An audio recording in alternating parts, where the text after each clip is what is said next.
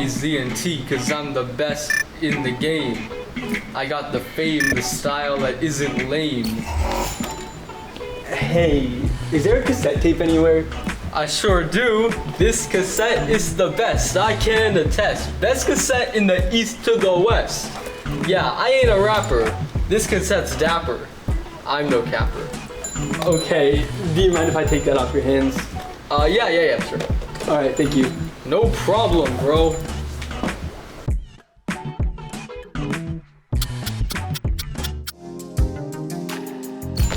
And this is this week's Closet Classics.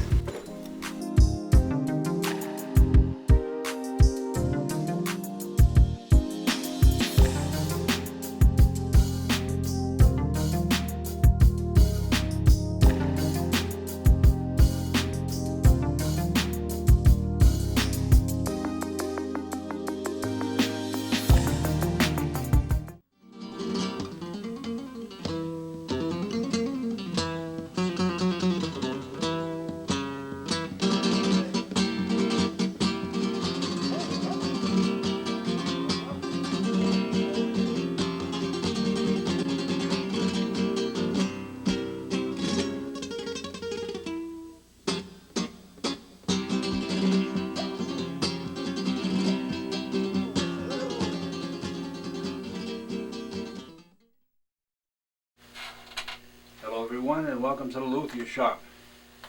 In this program we're going to take a look back almost 10 years on a program on the very fascinating instrument called a hurdy-gurdy. It's not to be confused with the barrel organ, which some people associate the name with a barrel organ, the old organ grinder with the monkey. This is not the same instrument. This is a very ancient instrument. Let's take a look at it.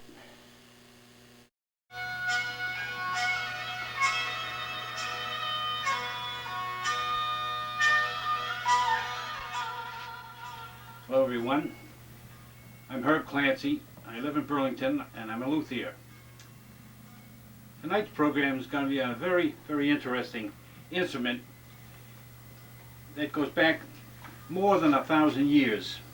And it's what is known as the hurdy-gurdy in English. This is an example of the hurdy-gurdy. I have looked up the history of the instrument, what's known about it, because it goes back so far. In the first representations were some stone carvings, probably in a church, which depict this instrument, and that carving goes back to the mid or early 1100s. So you figure when the artists, the stonemasons and the stone cutters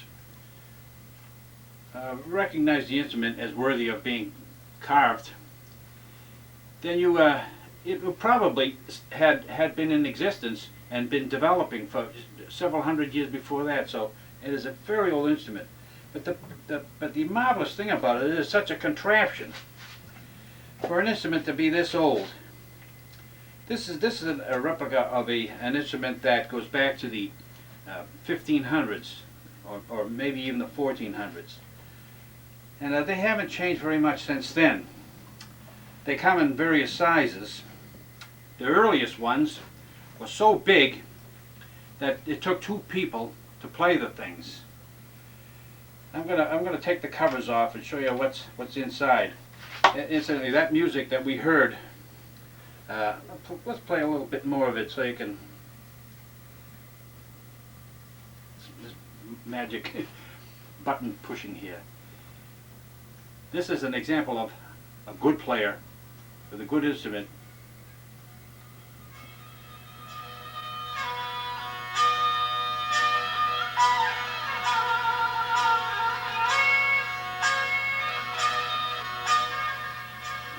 That rhythmic pulsing that you heard there, I'll attempt to show you how that's done. When this is a difficult instrument to be around when someone's practicing and learning how to play it. much the same as any bowed instrument. But this is doubly so because it's extremely loud. Anyways, it's called in French a vielle à roue, or the wheel fiddle, because this wheel, which is turned by this crank, there's a bearing here and a bearing right under this bridge. And this wheel turns, it has rosin on it, just as you would put on a bow, and it causes the strings to vibrate. These two strings are engaged. These are the melody strings, and they sound like this.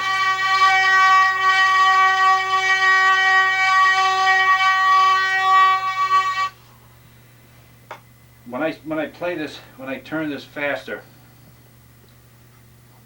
it'll be even louder.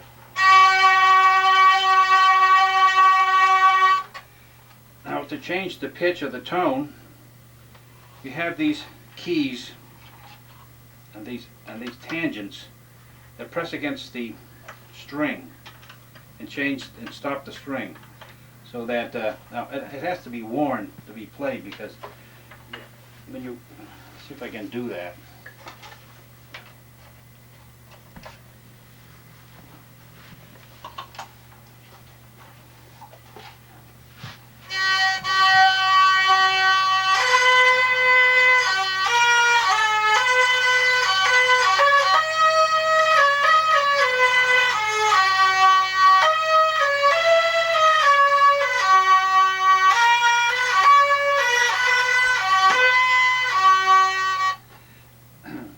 So when you play a note, you can't tune it. The strings are tied to these pegs, and when you can't tune it unless you're turning the crank, and it takes an awful long time, a lot of patience to tune the thing. Then each of these tangents has to be tuned so that both of the strings play the same note.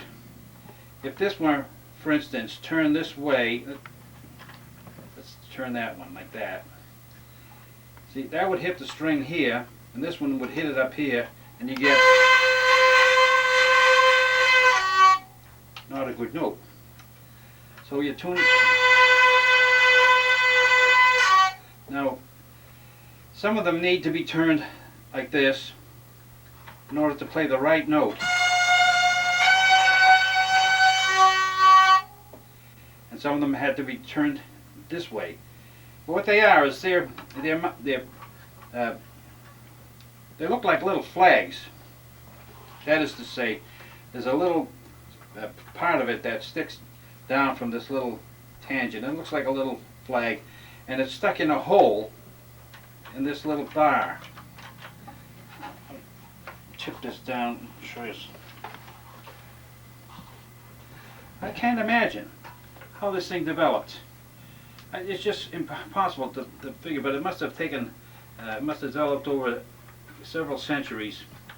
But they return to their position by gravity. This one happens to be a chromatic. That is, it plays sharps and flats. These dark keys are the sharps and flats. Let's see, this bridge and this bridge, made from ebony, are movable as another way to correct the pitch of these strings. When these things are played, they're never exactly true. It's one of the charms. You can play the thing, and it's just a little bit sour, but it has a delightful sound to the ear if you're not standing too close to it. When you when these things were originally, they were used to play melody, and they were not used to accompany singers because they drowned out any singer. However, a large chorus would sing with these things, and they were used in church to do sacred music. But into the Renaissance period, they fell into disrepute. They were considered an awful low-class instrument. And then suddenly, in the 18th century, it became fashionable for the very well-to-do, which meant the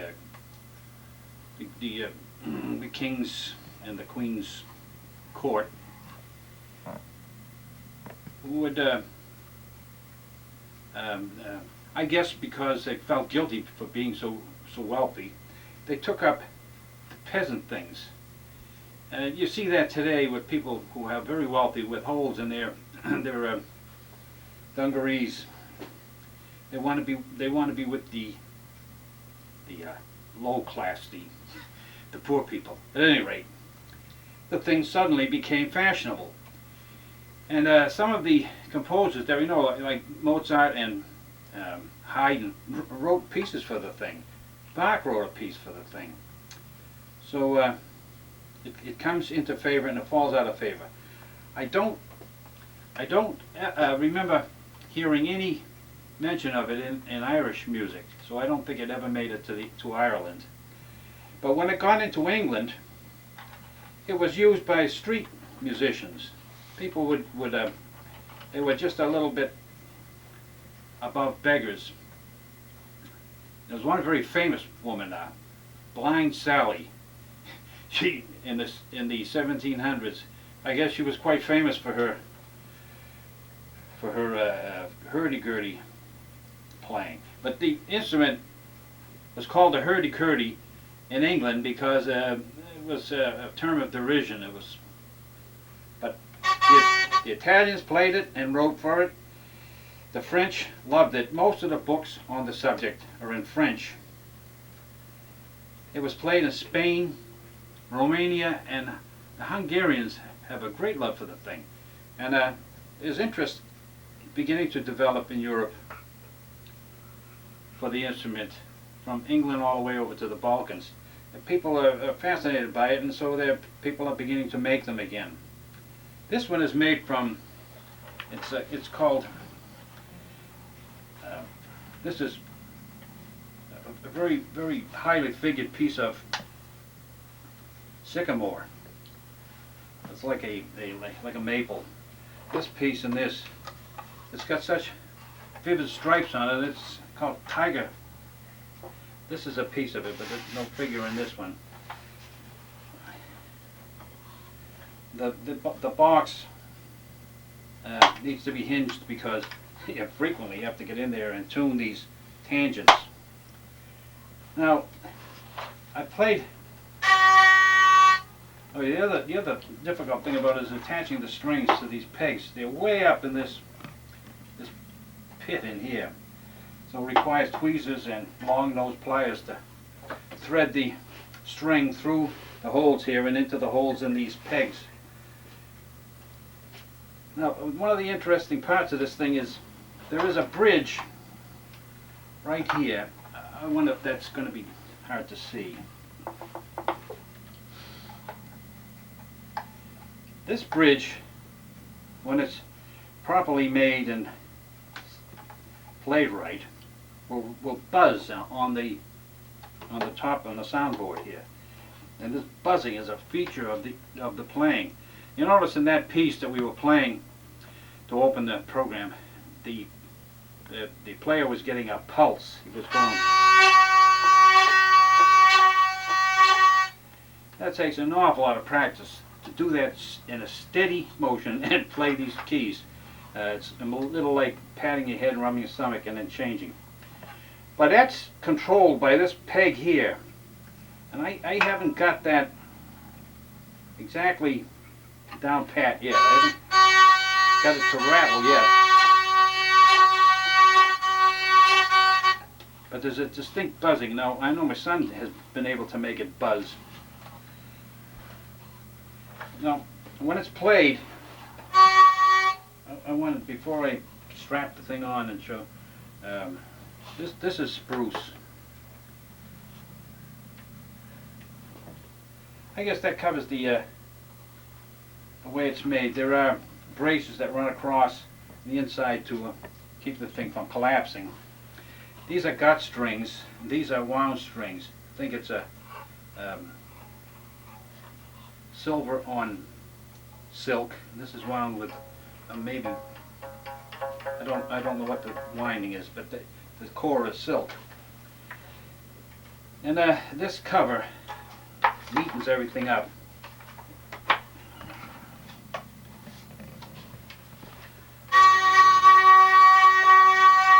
Now I'm gonna put it on, and then we'll fool around with the drones on this thing, and I think you'll hear something.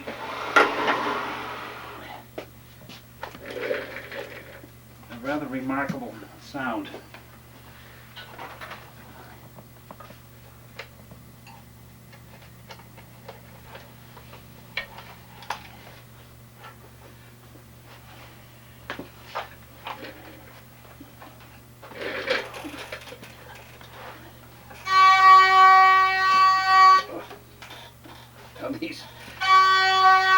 What a contraption.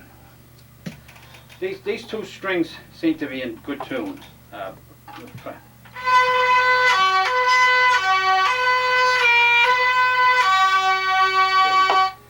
Now if I put a bass with it, I'll move this string from its position on the bridge into the next notch, which will bring the string in contact with the thing, and then we'll tune that.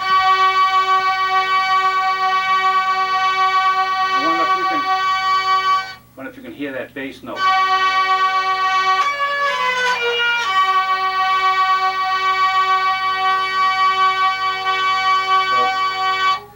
if we take that off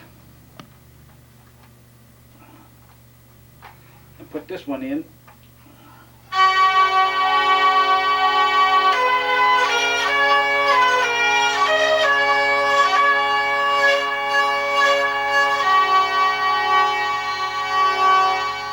not the right note.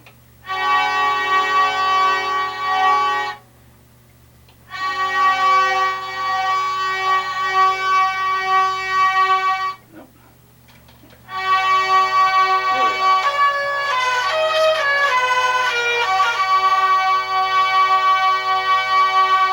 Now, we have some drone strings over here. This one may need to be tuned.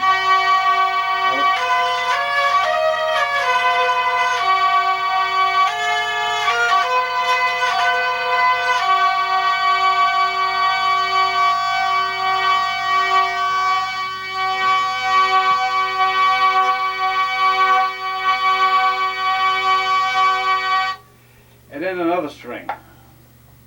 This one.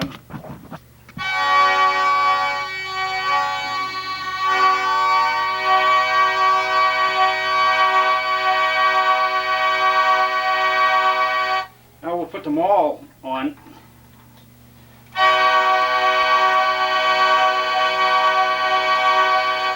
And it sounds like an organ. It sounds like a bagpipe. It sounds like...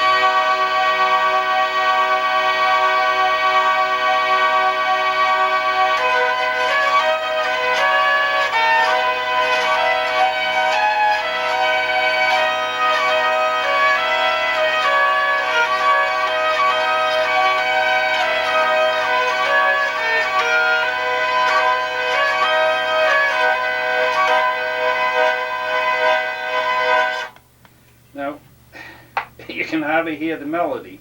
So let's take this off, and this one.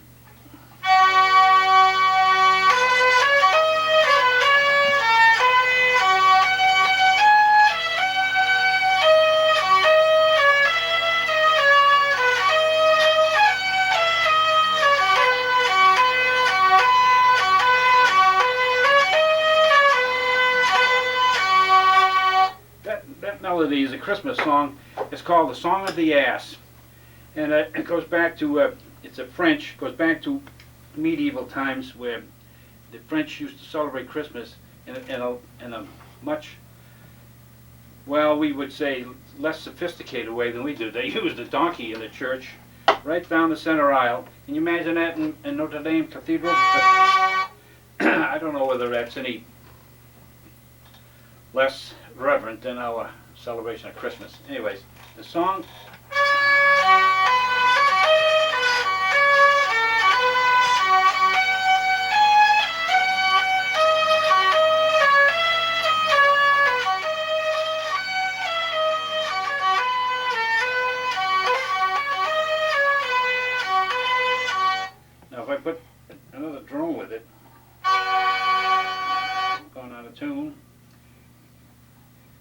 one is this one.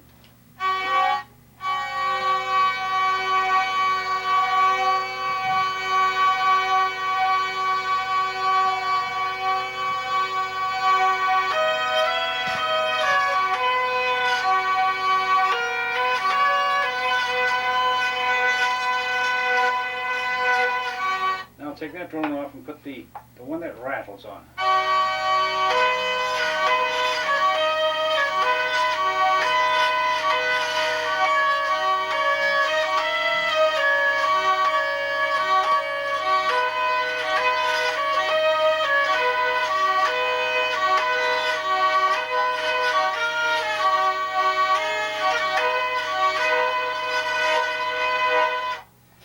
It's enough to give you a headache, especially when you're this close to them. That's, you know, they're a lot of fun, but I think the big thing to learn when you're learning to play one of these things is to learn how to tune the thing. There's so much to it. There's so much of a contraption that a player has got to be really sharp. When these things get loose, we put a drop of water down where the pin goes into the hole in the wood and the slide here, and it swells it up and stiffens it up for the time being.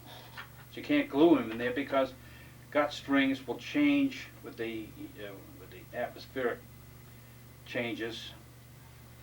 They're affected by humidity and by dryness, especially heat, dry heat that would make them tighter.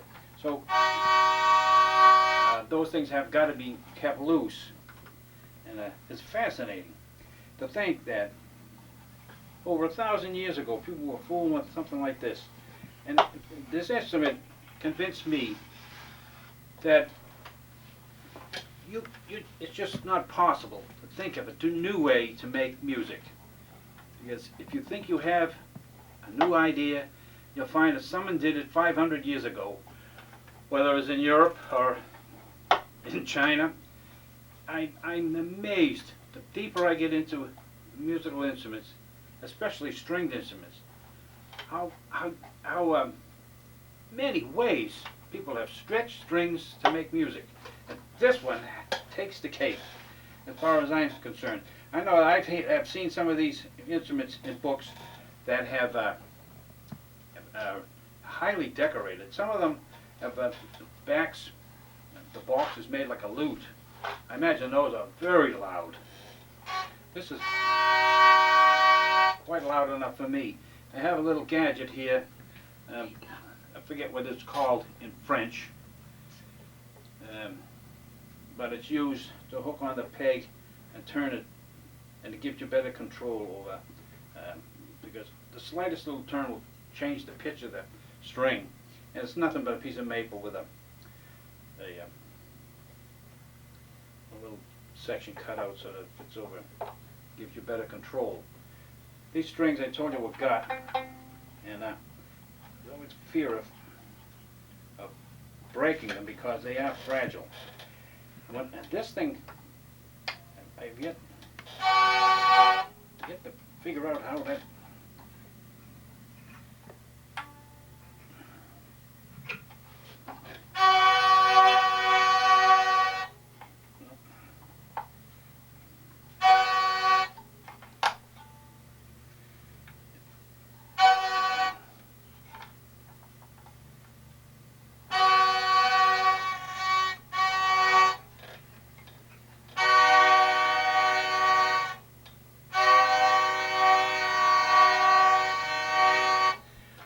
When I pick this up, if I pick this up in an hour and turn the crank, everything will be out of tune just a little bit, and it sounds just like a traffic jam. Everybody's horn blowing at once.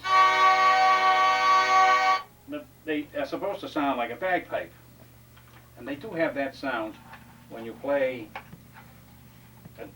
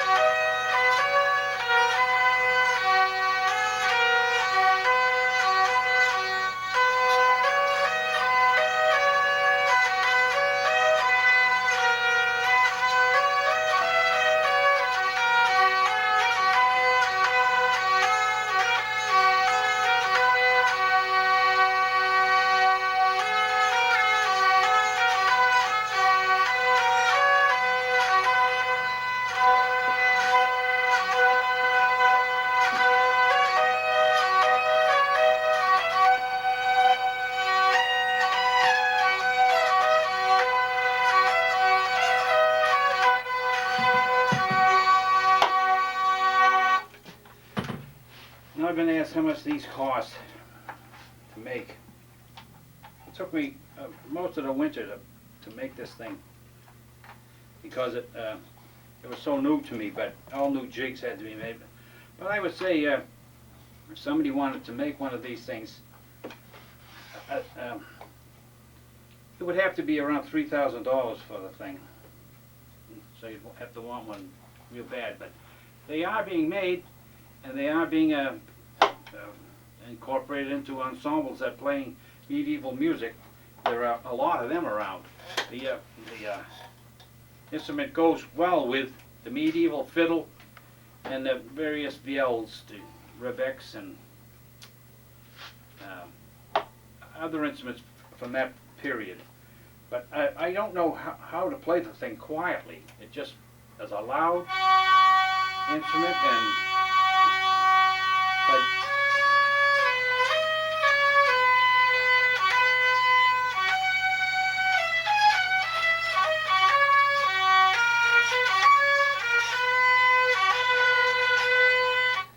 I have to pad these things because I can hear some vibrations. The strings are vibrating so strongly that they're causing these to rattle.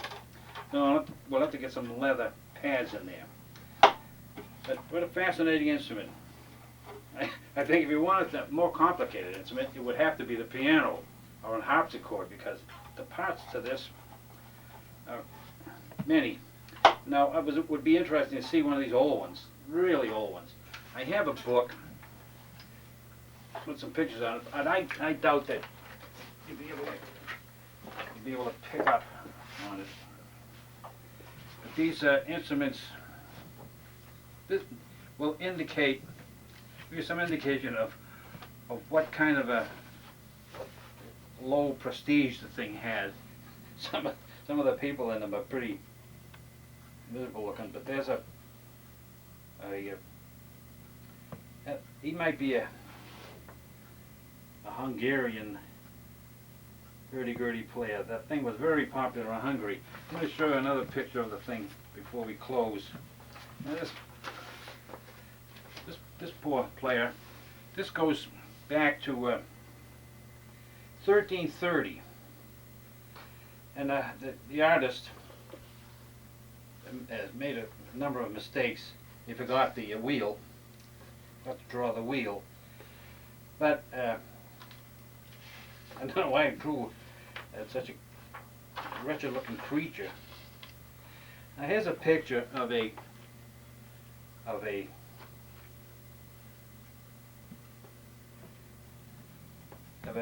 two players playing one of the great big ones. They must have played bass drones to accompany other instruments. And you have to remember that these, when they go back to, this is 1160s, 1168. It was before the big organs were, pipe organs were developed. Consequently, an instrument like this would supply them with the big bass notes. But to keep it tuned, it must have been a riot. And now here's a picture of some people in costume in France, where the instrument is gaining popularity again. And it's a recent picture within the past 15, 20 years. And I've seen this in a Christmas pageant. I mean, a Christmas celebration in the cathedral in Montreal on television. This group was playing very old music, and they had one of these. So you're apt to run into one of these, and you know what a hurdy-gurdy is, or a viollaroo. The round, the wheel fiddle. It should come with a supply of aspirin, because it is loud. And when you got it on your lap, cranking it is even that much louder. So we'll close and hear someone play it who knows how.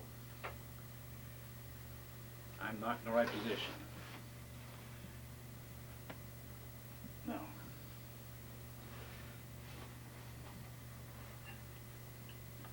So until the next time,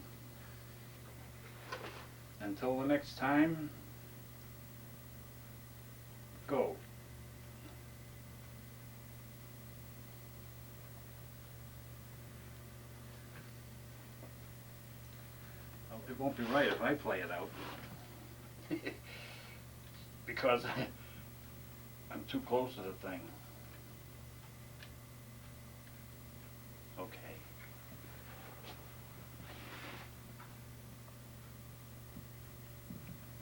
Not going to cooperate. Well,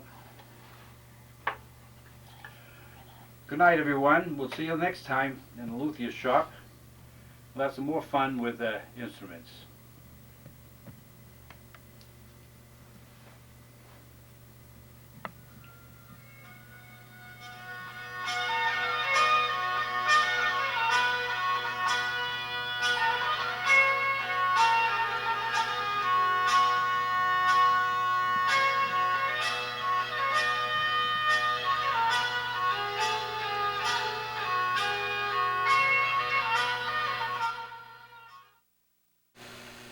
Well, that's the show for this time. I hope that proved interesting.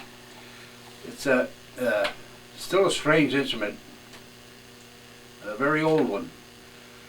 So until next time, anyway, we'll see you in the Luthier Shop.